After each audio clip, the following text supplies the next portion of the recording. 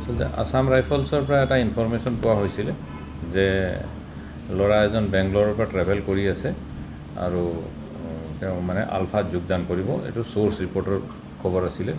তো সেইমতে আসাম পুলিচৰ লগত আসাম ৰাইফলছৰ লগত আমাৰ পুলিচৰো মানুহ গৈছিল।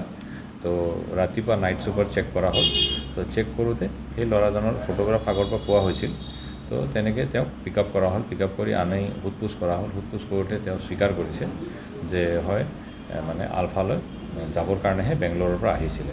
বেংগলোৰত ল'ৰাজনে মেকানিকৰ কাম কৰি আছিলে, কিন্তু ফেচবুকত আলফাৰ লগত কাৰোবাৰ লগত যোগাযোগ হৈছে। এই যোগাযোগৰ মৰ্মে সি আলফাত যাবলৈ ইণ্টাৰেষ্ট দেখুৱাইছিল আৰু তাৰ ঘৰ হ'ল আপোনাৰ বৈঠালাংচু থানা আণ্ডাৰত কাৰ্বি আংলং। তো ল'ৰাজনৰ নাম হ'ল দীপজ্যোতি শইকীয়া। ফেচবুকততো এতিয়া বহুত আমিও দেখা পাইছোঁ, কিছুমান ফেচবুক আমিও চেক কৰোঁ। তো কিছুমান আলফা কেডাৰ তাতে তেওঁলোকৰ প্ৰফাইল হেৰি কৰি পেলাই মানুহৰ লগত ইণ্টাৰেকশ্যন কৰিব দেখা গৈছে সেইটো।